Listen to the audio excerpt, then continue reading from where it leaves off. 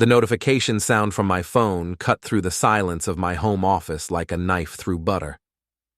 I glanced at the screen, expecting another work email or spam message, but instead saw Dave Rizzo's name. My neighbor wasn't exactly the texting type, so when his message popped up, I knew something was wrong. Tall guy just came by, wife in black lingerie, thought you should know. Before we dive deeper into this story, I have one small request. Please subscribe, drop a like, comment, and hit that hype button to boost this channel so more people can discover these incredible Reddit stories. The words hit me like a sledgehammer to the gut. Below the message was a photo that made me freeze. There was my wife, Jenna, standing in our doorway wearing the expensive black lingerie set I'd bought her for our anniversary last year. The same set she claimed was too fancy for regular occasions. Apparently, Tuesday afternoon qualified as special enough when the right man came calling. My name is Neil Carter, and I'm 34 years old. I work as an IT support manager for a mid-sized accounting firm here in Cleveland, Ohio. It's not the most exciting job in the world, but it pays the bills and keeps our modest suburban home running smoothly. At least, I thought it was running smoothly until Dave's text shattered that illusion into a million pieces. I stared at the photo for what felt like an eternity. The timestamp showed it was taken just 20 minutes ago, while I was stuck in a meeting with my incompetent boss discussing quarterly server maintenance schedules. While I was being a responsible husband and employee, my wife was apparently hosting her own private party. The tall guy in question had to be Ethan Brandt. I'd suspected something was going on between them for weeks now. Ethan owned the new fitness center downtown, the kind of place where middle-aged housewives went to pretend they were still 25. He was everything I wasn't, 6'3", muscular, confident to the point of arrogance, and apparently irresistible to married women looking for excitement.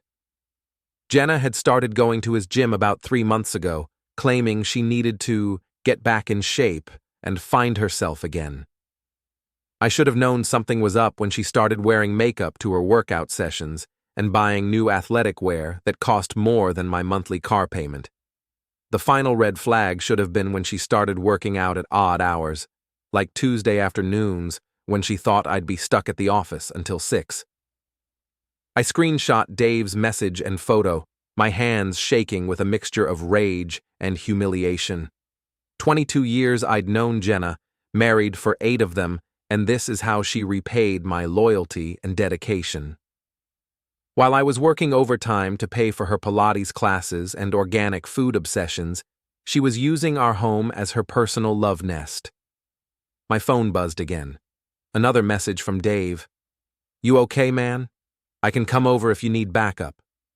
Dave Rizzo was 41, divorced, and worked as an HVAC technician.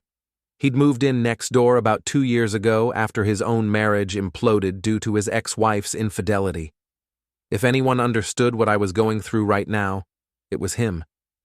He'd become something of a big brother to me, always ready with a beer and brutally honest advice about life, women, and the general unfairness of the universe. I typed back quickly, "Want to help teach them a lesson?" His response came almost immediately. "What do you need?" I looked at the clock on my computer screen. It was 3:47 p.m. If Ethan's car was still in my driveway, they were probably still going at it. The thought made my stomach churn, but it also ignited something else inside me. Something that had been dormant for too long. I wasn't going to be the pathetic, cuckolded husband who pretended nothing happened. I wasn't going to let them humiliate me without consequences. "Give me 20 minutes, I texted Dave.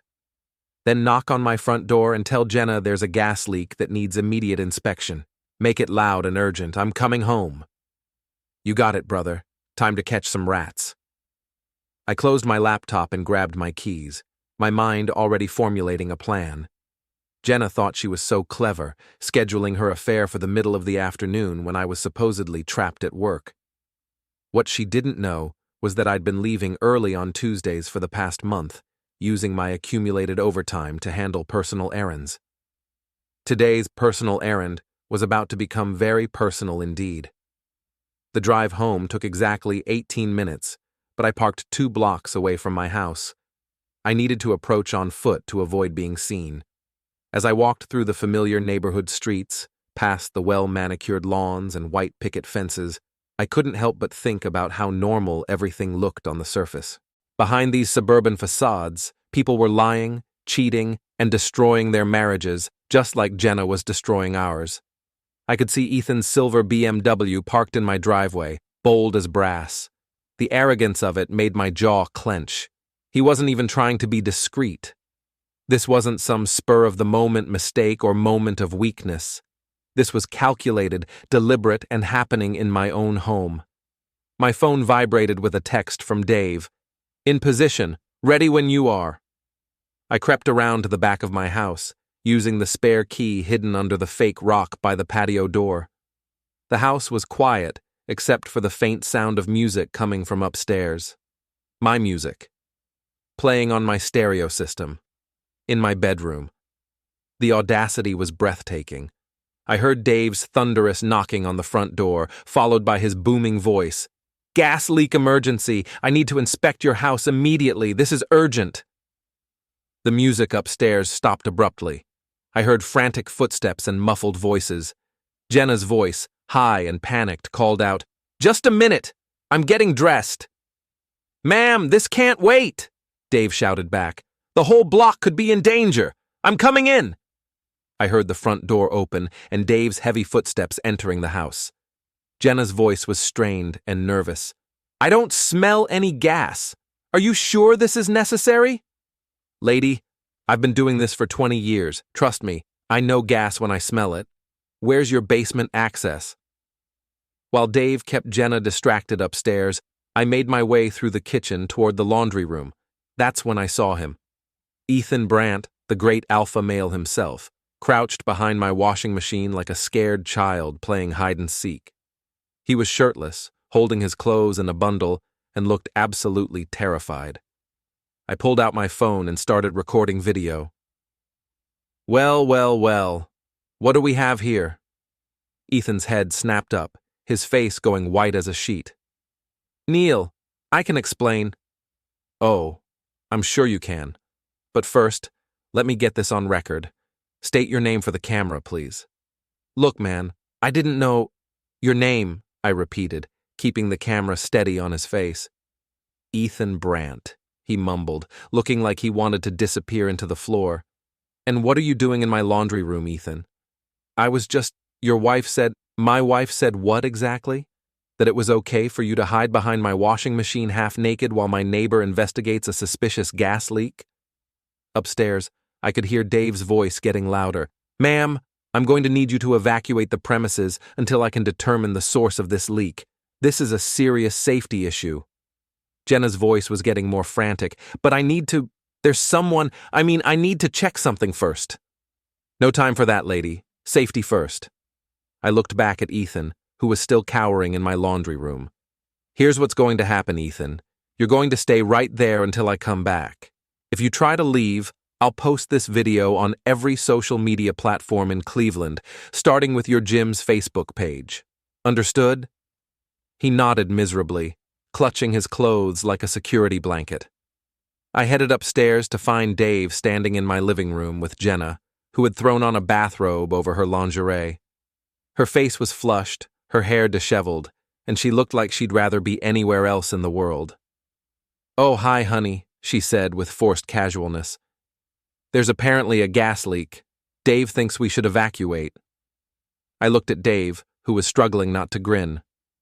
"Find the source of the leak yet, Dave?" "Actually, I think I have.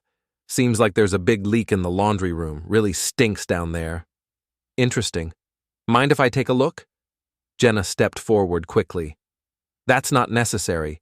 We should just call the gas company." "No need," I said, walking toward the stairs. "I found the leak already. His name is Ethan, and he's hiding behind my washing machine." The color drained from Jenna's face. Dave let out a low whistle. "Neil, I can explain everything," Jenna started, but I held up my hand. "Save it. I've got video evidence, Dave has photos, and your boyfriend is currently having a panic attack in our basement. The only question now is whether you want to pack your bags voluntarily or wait for the divorce papers to be served. The silence that followed my announcement was deafening. Jenna stood frozen in the middle of our living room, her face cycling through a range of emotions: shock, fear, anger, and finally, defiance. "You set me up," she said, her voice gaining strength.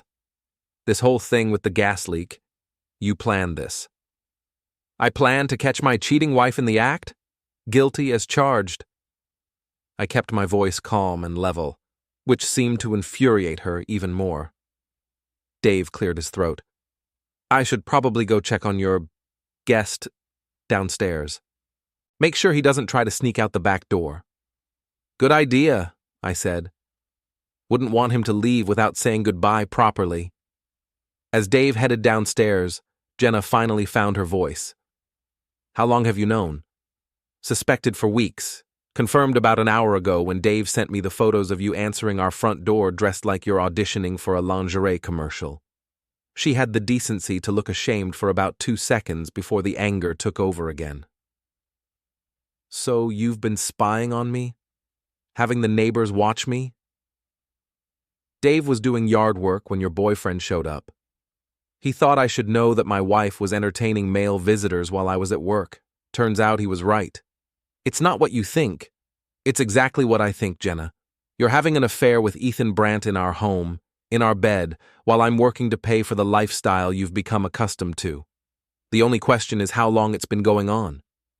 She wrapped her bathrobe tighter around herself, a defensive gesture that told me everything I needed to know. 3 months, she whispered. 3 months. I repeated the words, letting them sink in. 3 months of lies, 3 months of you looking me in the eye every morning and pretending to be a faithful wife. 3 months of you using our home as your personal brothel. Don't be disgusting. I'm being disgusting? I'm not the one who answered the door in lingerie for another man. I'm not the one who brought a stranger into our bedroom. I'm not the one who's been living a double life for a quarter of the year.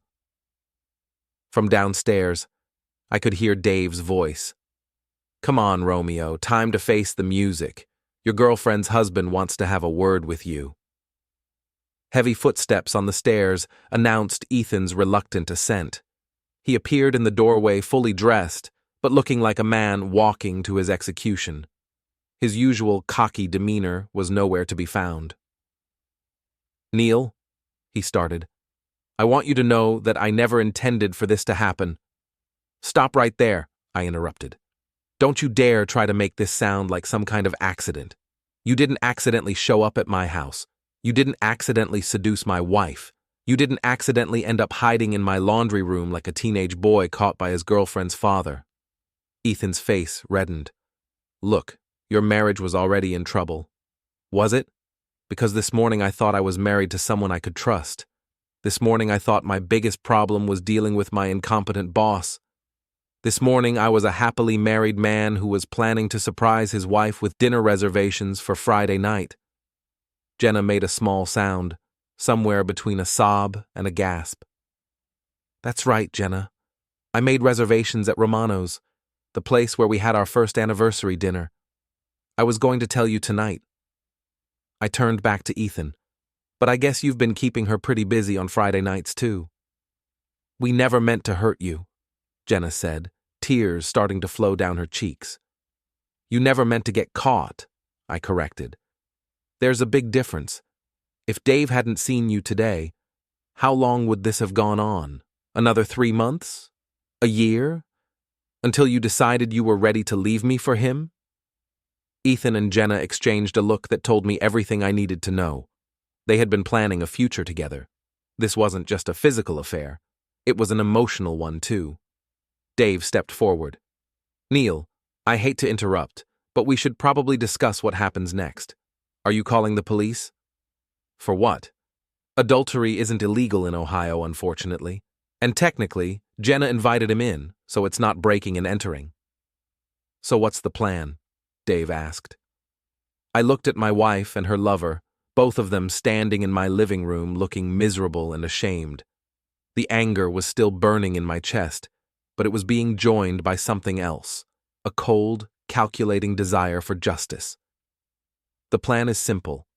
Ethan, you're going to leave my house and never come back.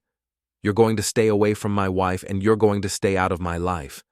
If I see you anywhere near my property again, I'll file a restraining order and make sure everyone in this city knows exactly what kind of man you are. Ethan nodded eagerly, clearly relieved that I wasn't planning to beat him senseless. Absolutely. I understand completely. I'm not finished, I continued. You're also going to call your wife and tell her exactly what you've been doing for the past 3 months. Tonight. His face went white again. Neil, please. Lisa deserves to know what kind of husband she's married to, don't you think?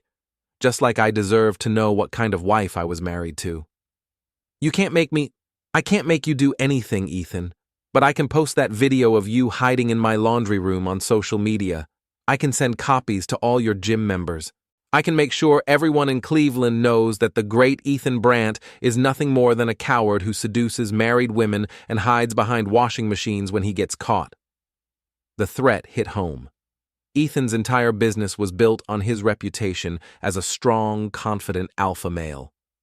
If word got out that he'd been caught cowering in someone's basement, his carefully constructed image would be destroyed. Fine, he said through gritted teeth. I'll tell Lisa. Good. Now get out of my house. Ethan headed for the door, then stopped and turned back to Jenna. Jen, Don't, I said sharply. You don't get to say goodbye. You don't get closure. You don't get anything except the privilege of walking out of here without me posting that video. Yet. He left without another word, and I heard his BMW start up and pull out of my driveway. The sound of his departure should have been satisfying, but instead, it just left me alone with my cheating wife and the wreckage of my marriage. Jenna was crying harder now, mascara running down her cheeks in black streams. Neil, please, we need to talk about this. I know I made a terrible mistake. A mistake is forgetting to pick up milk at the store. A mistake is double booking dinner plans. What you did was make a choice. Every day for 3 months, you chose to betray me. You chose to lie to me. You chose to bring another man into our home and our bed.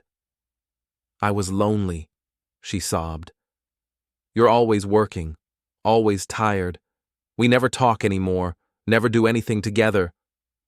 So instead of talking to me about it, instead of suggesting marriage counseling or even just telling me you were unhappy, you decided to have an affair. I didn't plan for it to happen, but once it did happen, you planned to keep it going. You planned your Tuesday afternoon sessions. You planned your lies and your alibis. You planned everything except getting caught. Dave had been standing quietly by the window, but now he spoke up. Neil, I should probably head home and let you two work this out. There's nothing to work out, I said firmly. Jenna, you have 2 choices. You can pack your bags and leave tonight, or you can stay here while I pack mine and find a hotel. But we're not working anything out. We're not going to counseling. We're not going to try to save this marriage. It's over. You can't mean that, she whispered. 8 years of marriage, and you're willing to throw it all away over one mistake? I'm not throwing anything away, Jenna. You already threw it away. I'm just cleaning up the mess you left behind. The finality in my voice seemed to hit her like a physical blow. She sank down onto the couch, still crying, still trying to process the fact that her secret was out and her marriage was over. I'll pack tonight, she said quietly. I'll stay at my sister's place until I can find an apartment. Good. I'll be staying at Dave's until you're gone. I don't want to be under the same roof as you right now. As I headed upstairs to pack an overnight bag, I could hear Jenna on the phone with her sister Michelle trying to explain why she needed a place to stay. The conversation was going about as well as expected. What do you mean you got caught? Michelle's voice was loud enough for me to hear from the bedroom. Caught doing what? I didn't stick around to hear Jenna's explanation. I grabbed some clothes, my laptop, and my phone charger, then headed back downstairs. Jenna was still on the phone, but she looked up when I appeared with my bag. I'll be back tomorrow evening to get more of my things, I told her. I expect you to be gone by then." She nodded, tears still streaming down her face. As I walked out of my own house, Dave fell into step beside me. "Hell of a thing," he said quietly. "Yeah, hell of a thing. You okay?" I thought about it for a moment. Was I okay? My marriage was over, my trust had been shattered, and my life was about to change in ways I couldn't even imagine yet. But underneath all the pain and anger, there was something else: relief. The pretending was over. The lies were exposed. For the first time in months, I knew exactly where I stood. "I will be," I said finally. "I will be." The next morning, I woke up on Dave's couch with a crick in my neck and the bitter taste of betrayal still fresh in my mouth. Dave was already up, making coffee in his kitchen and trying to pretend he hadn't heard me tossing and turning all night. "Sleep at all?" he asked, handing me a mug of black coffee. "Some. Kept thinking about everything I missed, all the signs I should have seen. Don't do that to yourself, man. Cheaters are good at hiding their tracks. That's what makes them cheaters." My phone had been buzzing all morning with text messages and missed calls. Jenna had apparently spent the night calling everyone in her contact list, trying to control the narrative before I could tell my side of the story. The problem was, most of our mutual friends were really her friends, and they were getting her version first. The first text was from Mandy Richardson, Jenna's best friend and enabler. "Can't believe you're throwing away your marriage over a misunderstanding. Jenna is devastated." A misunderstanding. That's what 8 months of adultery had been reduced to. The next message was from Tom and Sarah Mitchell, a couple we'd been friends with for years. "Heard you and Jenna are having problems. Hope you can work it out. Marriage is about forgiveness." Forgiveness. Easy to say when it's not your spouse who's been lying to your face for months. But the message that really got under my skin was from Jenna's sister, Michelle. "You're making a huge mistake, Neil. Jenna made one bad choice, but she loves you. Don't let your pride destroy your family." My pride. As if wanting a faithful wife was some kind of character flaw. "They're all taking her side," I said, showing Dave the messages. He read through them and shook his head. "Of course they are. She got to them first and she's playing the victim. Classic cheater playbook." Maybe I should call them, explain what really happened. Save your breath. People believe what they want to believe. The ones who matter will figure out the truth eventually. The ones who don't aren't worth your time anyway. Dave was right, but it still stung. These were people I'd considered friends, people I'd invited to barbecues and birthday parties, people I'd thought would have my back in a crisis. Instead, they were ready to throw me under the bus to preserve their comfortable view of the world. My phone rang, and I saw my boss's name on the screen. Great. Just what I needed. "Neil, where are you?" Richard Kellerman's nasal voice grated through the speaker. "You missed the morning staff meeting." I'd completely forgotten about work. "Sorry, Richard, I had a family emergency. I'll be in this afternoon." "This better not become a pattern. We've got the Henderson audit starting next week, and I need you focused." "It won't be a pattern," I said, though I wasn't sure how I was going to focus on server maintenance and database backups when my entire life was falling apart. After I hung up, Dave poured himself another cup of coffee and sat down across from me. "You know, there's something we need to talk about." "What's that?" "Revenge." The word hung in the air between us like a challenge. "What do you mean?" "I mean, your wife and her boyfriend humiliated you in your own home. They made you look like a fool, and now they're trying to make you look like the bad guy for not wanting to forgive and forget. You can't just let that slide." "What are you suggesting?" "I'm suggesting that maybe it's time to level the playing field, show people what really happened, make sure Ethan and Jenna face some consequences for their actions." The idea was tempting, but I wasn't sure I wanted to go down that road. "I don't know, Dave. I just want to move on with my life." "And you will. But first, you need to make sure they don't get to move on like nothing happened. They destroyed your marriage and your reputation. Seems only fair that they should lose something too. Before I could respond, my phone buzzed with another text message. This one was from Lisa Brandt, Ethan's wife. Can we meet? I think we need to talk. I showed the message to Dave, who grinned. Well, well. Looks like Ethan kept his promise and told his wife the truth. Or Lisa found out some other way. Either way, this could be the break you need. The wife of the other man wants to talk. That's not usually a good sign for the cheaters. I texted Lisa back. When and where? Her response came quickly. Coffee shop on Main Street, 1 hour. I looked at Dave. Want to come with me? Wouldn't miss it?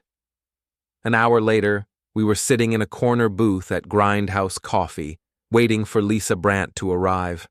I'd seen her a few times at neighborhood events and local restaurants, but we'd never really talked. She was an attractive woman in her early 30s, with dark hair and intelligent eyes that seemed to take in everything around her. She walked into the coffee shop exactly on time, spotted us immediately, and came over to our table. Up close, I could see that she'd been crying, but there was something else in her expression. Cold, controlled anger. Neil, she said, extending her hand. I'm Lisa. I believe we have something in common now. Unfortunately, yes. This is my neighbor Dave. He's the one who took the photos. Lisa shook Dave's hand and sat down across from us. Thank you for that. Without those photos, I might never have known what my husband was really doing during his business development meetings. So he did tell you? Eventually, after I confronted him with some evidence of my own. She pulled out her phone and showed us a series of text messages between Ethan and Jenna.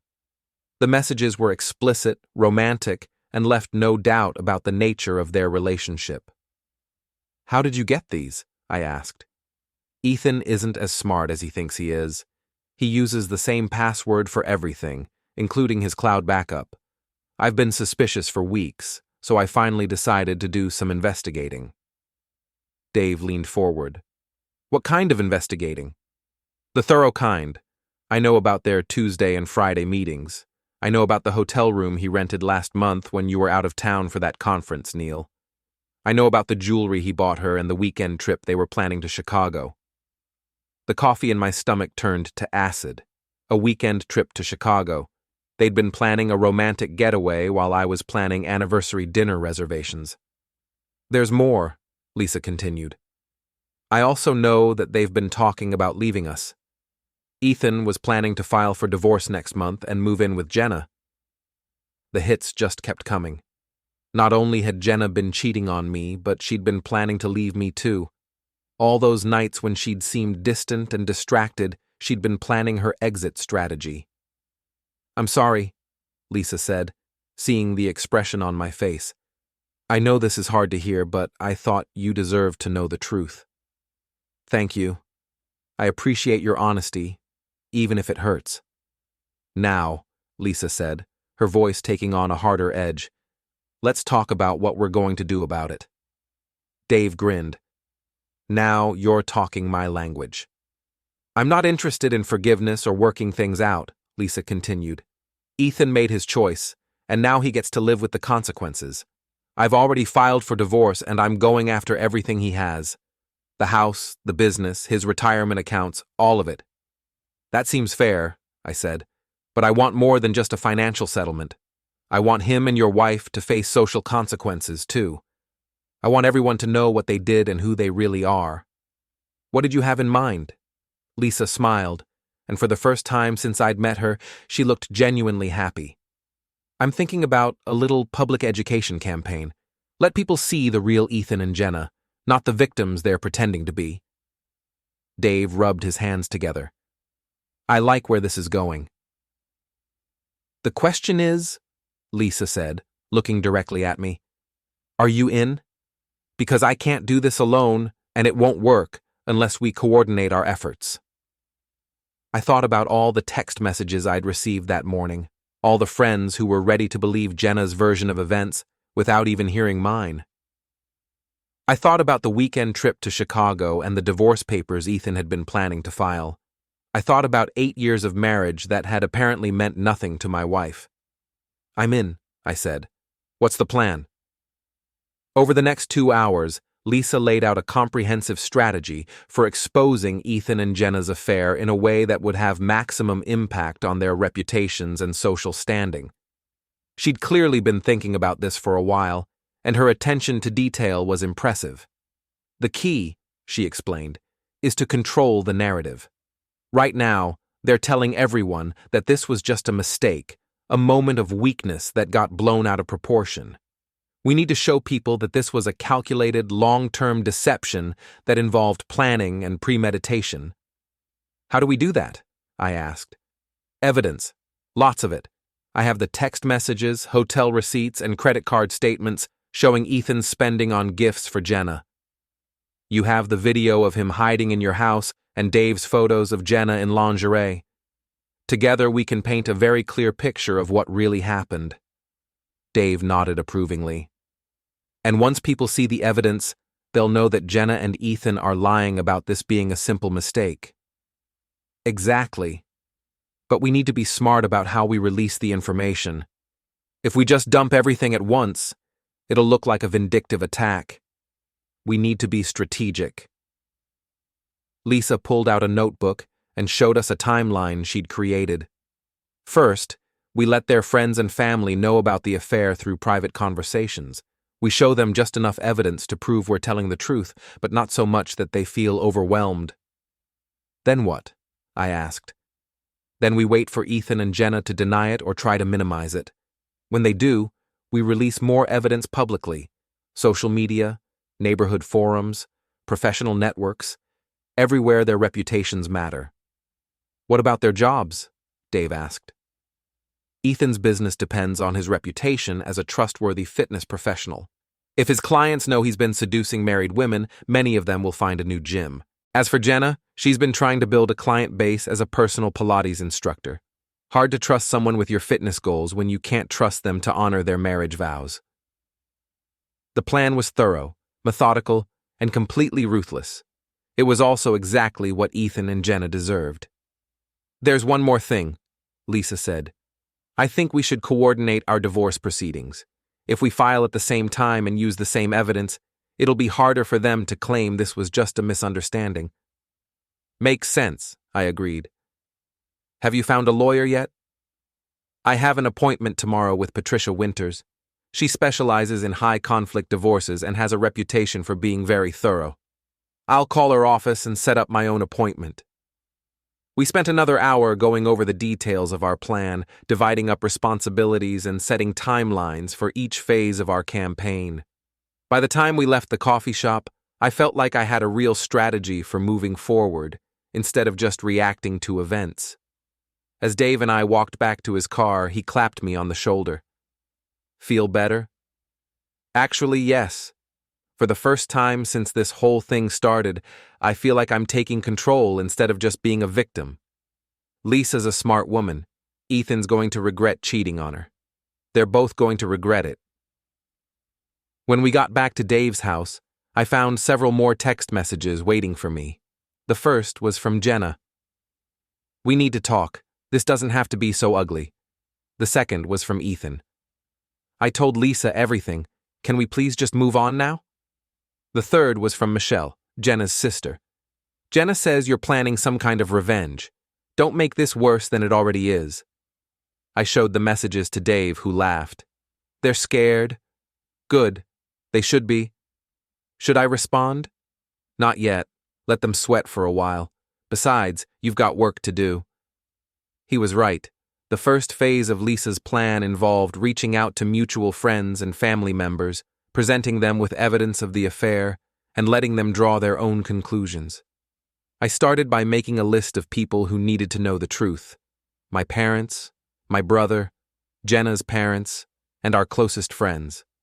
The hardest call was to my parents. They lived in Florida now, retired, and enjoying their golden years. They'd always liked Jenna and considered her part of the family. Breaking the news that she'd been cheating on me was going to devastate them. Neil! My mother's cheerful voice came through the phone. What a nice surprise! How are you and Jenna doing? Actually, Mom, that's why I'm calling. Jenna and I are getting divorced. The silence that followed was deafening. Finally, my father's voice came on the line. "What happened, son?" I gave them the basic facts. The affair, the evidence, the lies, and the deception. I kept it simple and straightforward, letting the facts speak for themselves. "Oh, Neil," my mother said, her voice breaking. "I'm so sorry. We had no idea she was capable of something like this." "Neither did I, Mom. But I have proof, and there's no doubt about what happened." "What can we do to help?" my father asked. "Just be there for me. This is going to be a difficult process, and I'm going to need all the support I can get." "Of course. You're our son, and we love you. Whatever you need." The call with Jenna's parents was much more difficult. They'd always been protective of their daughter, and they weren't ready to believe that she was capable of adultery. "There must be some misunderstanding," Jenna's mother said. "She would never do something like this." "Mrs. Peterson, I have video evidence of her lover hiding in our house. I have photographs of her answering our door in lingerie while I was at work. There's no misunderstanding." "But she loves you." "No, she doesn't.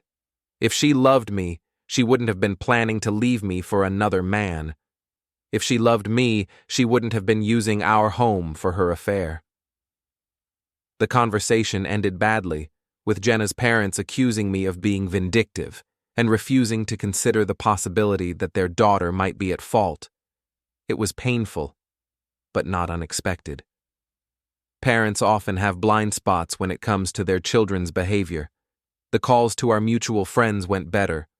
Most of them were shocked by the evidence I presented, and several admitted that they'd noticed changes in Jenna's behavior over the past few months. Tom Mitchell, in particular, was apologetic about his earlier text message. "Jesus, Neil, I had no idea it was this bad. When Jenna called last night, she made it sound like you were overreacting to some minor indiscretion." "A 3-month affair with plans to leave me isn't a minor indiscretion, Tom." "No, it's not. I'm sorry for jumping to conclusions.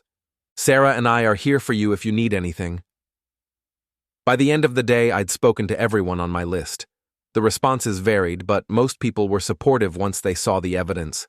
More importantly, word was starting to spread. People were talking, asking questions, and beginning to see through Jenna and Ethan's attempts to control the narrative. My phone rang around 8 p.m. It was Jenna, and she sounded furious. "What the hell are you doing, Neil? I've had 6 people call me today asking about photos and videos. You're trying to destroy my reputation." "I'm telling people the truth, Jenna. If that destroys your reputation, maybe you should have thought about that before you decided to have an affair." "This is harassment. You can't just spread private information about our marriage to everyone we know." "Actually, I can. Everything I'm sharing is true and documented.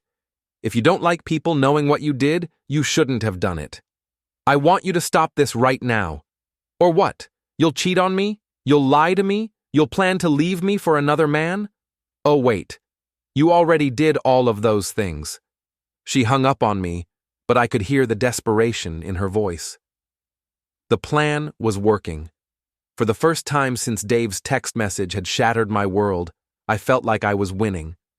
The next morning brought a new development that I hadn't expected. Lisa called me at 7 a.m., her voice tight with controlled anger. "Ethan hired a lawyer," she said without preamble. "He's claiming that we're engaged in a harassment campaign and threatening to file for a restraining order." "Can he do that?" "He can try, but it won't work. Everything we've shared so far is true and documented. We're not threatening anyone or engaging in illegal behavior. We're just making sure people know the facts." "What's his lawyer saying specifically?" "That we're conspiring to damage his reputation and interfere with his business relationships. Apparently, 3 of his biggest corporate clients have canceled their gym memberships since yesterday." I felt a surge of satisfaction. Good. Actions have consequences. My thoughts exactly. But this means we need to be more careful going forward. Everything we do needs to be completely above board and legally defensible. "What about phase 2 of the plan? We're moving forward, but we're going to document everything. If Ethan wants to play legal games, we'll show the court exactly why we're doing what we're doing." Phase 2 involved taking our evidence public through social media and community forums. Lisa had created a detailed timeline of the affair, complete with screenshots of text messages, hotel receipts, and credit card statements showing Ethan's purchases of gifts for Jenna. I contributed the video of Ethan hiding in my laundry room and Dave's photographs of Jenna in lingerie. We started with Facebook, posting in local community groups where both Ethan and Jenna were members. The post was carefully worded to focus on facts rather than emotions. For those asking about recent rumors concerning Ethan Brandt and Jenna Carter, we want to set the record straight. The attached evidence shows a 3-month affair that included deception, planning, and a complete betrayal of marriage vows. We're sharing this information so that people can make informed decisions about who they choose to trust with their business and friendship. The response was immediate and overwhelming. Within 2 hours, the post had dozens of comments and had been shared multiple times. The reactions ranged from shock and sympathy to outrage and disgust. Several people shared their own stories of being deceived by people they'd trusted, but the comment that got the most attention came from someone I didn't know. "I'm a member at Brandt Fitness, and Ethan has been hitting on married women for months. This isn't his first affair, it's just the first time he got caught." That comment opened the floodgates. 3 more women came forward with stories of Ethan making inappropriate advances or suggestions. One of them had security camera footage of him following her to her car after a workout and asking if she wanted to continue their session somewhere more private. Suddenly, this wasn't just about one affair. It was about a pattern of predatory behavior that had been going on for much longer than anyone realized. My phone started ringing constantly. Reporters from 2 local newspapers wanted interviews. A blogger who covered local business news wanted to write a story about the impact of personal scandals on small businesses. Even a local TV station expressed interest in the story. But the call that surprised me most came from Patricia Winters, the divorce attorney Lisa had recommended. "Mr. Carter, I've been following the developments in your case through social media. I think we need to meet as soon as possible. Is there a problem?" "On the contrary, there's an opportunity. With all the evidence you and Mrs. Brandt have gathered, and with the additional women coming forward about Mr. Brandt's behavior, we might be able to pursue some additional legal remedies beyond just divorce." "What kind of remedies?" "Alienation of affection, intentional infliction of emotional distress, possibly even fraud, if we can prove that your wife was planning to leave you while letting you continue to pay for her lifestyle and expenses." The meeting with Patricia Winters was scheduled for the next morning, but I didn't have to wait that long to see the impact of our social media campaign. By evening, the story had spread beyond our local community groups to larger regional forums and news sites. Ethan's gym was getting negative reviews on every platform: Google, Yelp, Facebook, and specialized fitness websites. People were sharing screenshots of his inappropriate text messages and warning other women to stay away from him. Several corporate clients had publicly announced they were ending their relationships with Brandt Fitness. Jenna wasn't escaping unscathed either. Her attempts to build a personal training and Pilates instruction business were crumbling as potential clients learned about her affair. The local yoga studio where she taught classes had quietly removed her from their schedule after receiving complaints from members. But the most satisfying development came from an unexpected source. Ethan's wife, Lisa, had been busy doing her own investigation, and she'd uncovered something that changed everything. "I found the smoking gun," she told me over the phone that evening. "Ethan has been using business funds to pay for his affairs, hotel rooms, gifts, dinners, all of it charged to the gym's corporate credit card." "That's fraud." "Exactly. And since the gym is partially funded by a small business loan that I co-signed, I'm technically a victim of his fraud. My lawyer thinks we can file criminal charges." "Will you do it?" "Absolutely. I'm done playing nice with him. He wants to threaten restraining orders and harassment claims. Fine. Let's see how he likes explaining his business practices to a criminal court." As I hung up the phone, I felt a sense of satisfaction that went beyond simple revenge. Ethan and Jenna had thought they were so clever, so careful in their deception. They'd thought they could destroy my marriage and my trust without facing any real consequences. They were learning how wrong they'd been. My phone buzzed with a text message from Dave. "Check the news. Channel 8 is running a story about the scandal at 11 p.m. I turned on the local news and waited. Sure enough, at 11:15, the anchor introduced a story about a local fitness business owner facing allegations of fraud and inappropriate conduct with clients. The report was brief, but devastating. It included interviews with 3 women who'd been harassed by Ethan, quotes from former clients who'd canceled their memberships, and a statement from the Small Business Administration saying they were reviewing the allegations regarding the misuse of loan funds. The reporter also mentioned that the scandal began when the business owner was caught having an affair with a married client, though they didn't name Jenna specifically. As the report ended, my phone rang. It was Jenna, and she was crying. "Neil, please. You have to make this stop. I've lost 3 clients today, and my sister won't even talk to me. This has gone too far." "Too far?"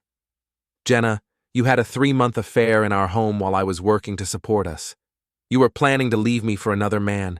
You lied to my face every day for months. And you think my telling people the truth has gone too far? I made a mistake." "Stop calling it a mistake. Mistakes are accidents. What you did was a choice, a series of choices, and now you get to live with the consequences of those choices. But I love you." "No, you don't. If you loved me, none of this would have happened. If you loved me, you would have talked to me about whatever problems you thought we had instead of running to another man. Can't we please just try to work this out privately, without all the publicity and drama? You should have thought about privacy before you answered our front door in lingerie for your lover. You should have thought about drama before you started planning weekend trips to Chicago with a married man. You made this public the moment you decided to involve other people in the destruction of our marriage. I never meant for any of this to happen." "Yes, you did, Jenna. You meant for all of it to happen.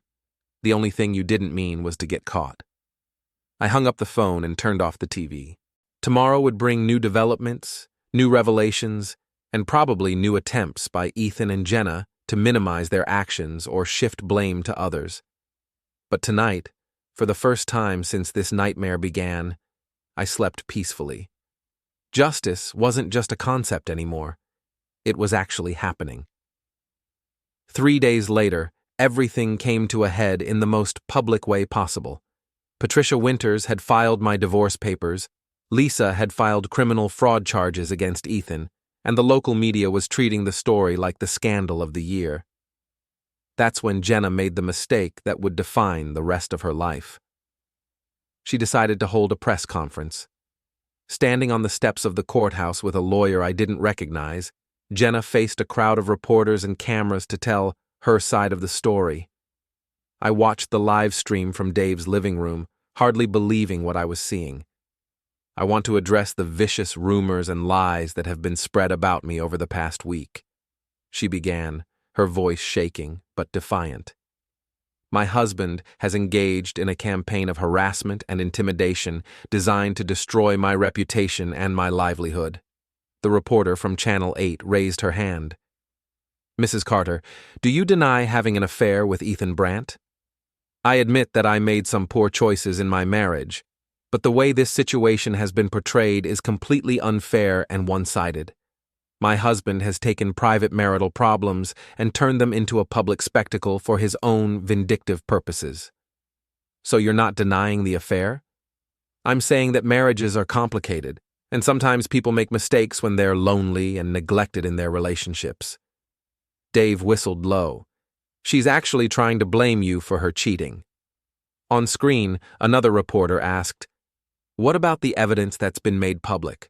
The photos, the videos, the text messages?"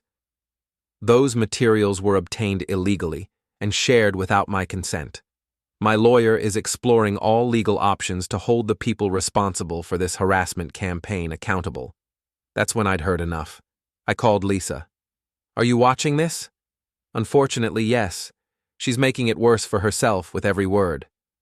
I think it's time for phase 3. The nuclear option? The nuclear option. Phase 3 was something we'd hoped we wouldn't need to use. It was the most damaging evidence we had, and releasing it would essentially end any possibility of Jenna or Ethan recovering their reputations.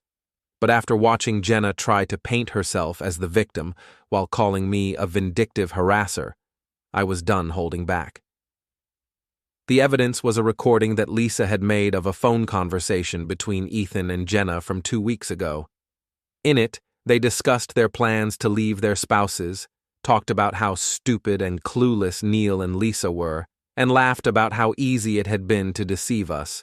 But the most damaging part was when they discussed their strategy for handling the situation if they got caught. Ethan's voice was clear on the recording. If anyone finds out, we just say it was a mistake, that we got carried away, and that our marriages were already in trouble. People always want to forgive a repentant cheater. Jenna's response was even worse. And if that doesn't work, we can always claim harassment or stalking. Make them look like the crazy ones. Lisa had obtained the recording legally. It was on Ethan's phone, which she had access to as his wife, and Ohio was a one-party consent state for recordings. We'd been saving it as insurance, but Jenna's press conference had just cashed in that policy. Within an hour of Jenna's press conference ending, the recording was uploaded to YouTube, shared on every social media platform, and sent to every news outlet in the city. The title was simple: The Real Jenna Carter and Ethan Brandt, What They Really Think of Their Victims. The response was swift and brutal. The same reporters who had just listened to Jenna claim she was a victim of harassment were now hearing her laugh about deceiving her husband and planning to manipulate public opinion if she got caught. My phone started ringing immediately. The Channel 8 reporter wanted a response to the recording. The newspaper wanted an interview about being called stupid and clueless by my cheating wife. A local radio show wanted me to call in and discuss the situation. But the call that mattered most came from Patricia Winters. Neil, this recording changes everything. With this evidence, we can pursue fraud charges against Jenna as well. She was planning to leave you while letting you continue to pay for her lifestyle, and she was actively deceiving you about the state of your marriage to keep you financially supporting her. What does that mean practically?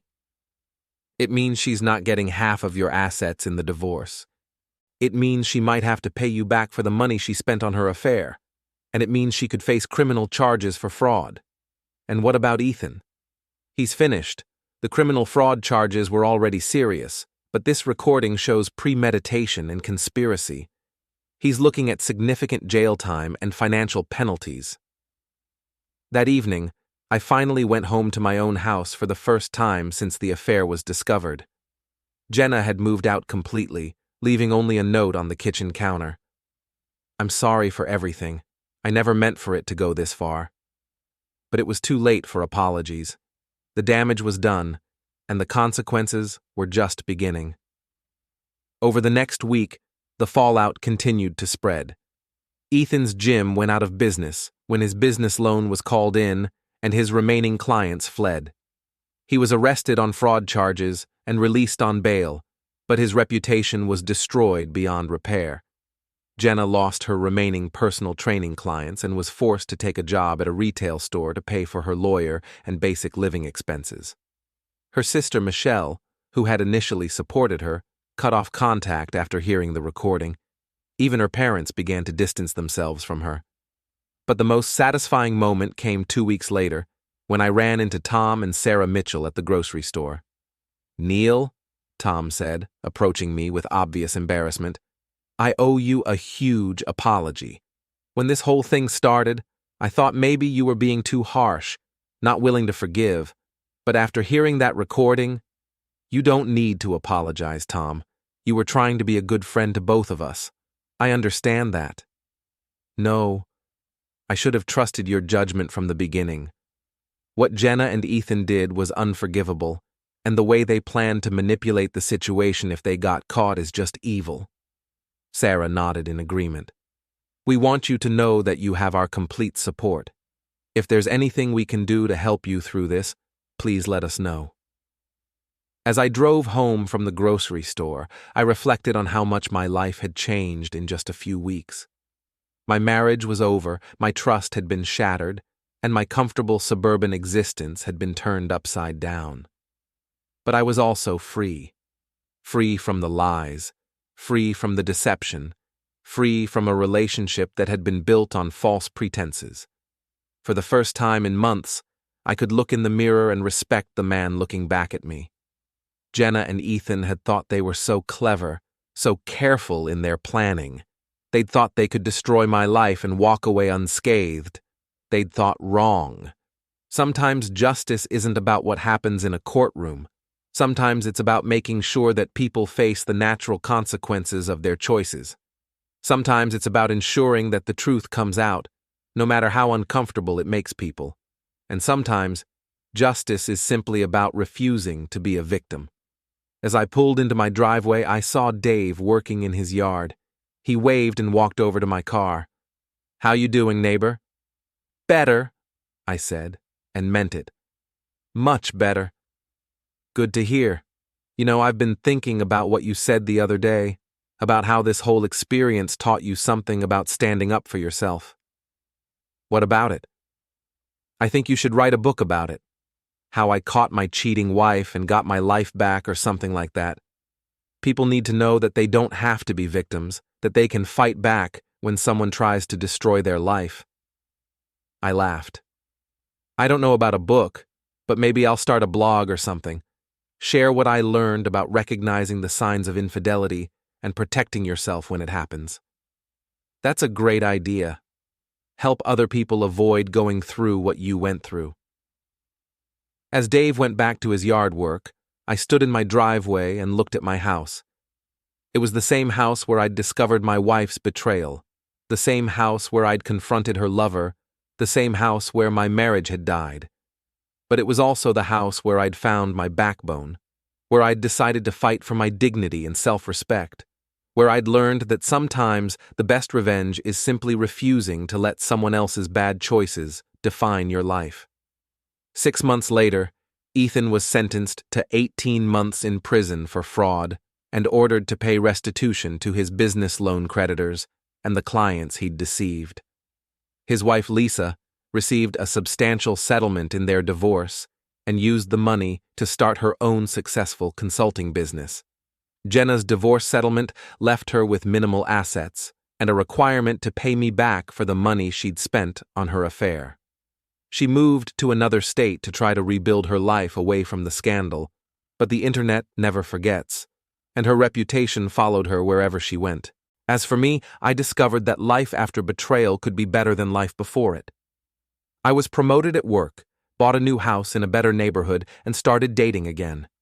Most importantly, I learned to trust my instincts and never again ignore red flags in relationships. The blog I started about recognizing and surviving infidelity became popular enough that I was invited to speak at support groups and write articles for relationship websites. Helping other people navigate the aftermath of betrayal gave meaning to my own painful experience. One evening, almost a year after Dave's text message had changed my life forever, I was having dinner at a restaurant when I saw a familiar figure at the bar. It was Ethan, looking older and more worn than I remembered. Our eyes met across the room, and for a moment, I thought he might approach me.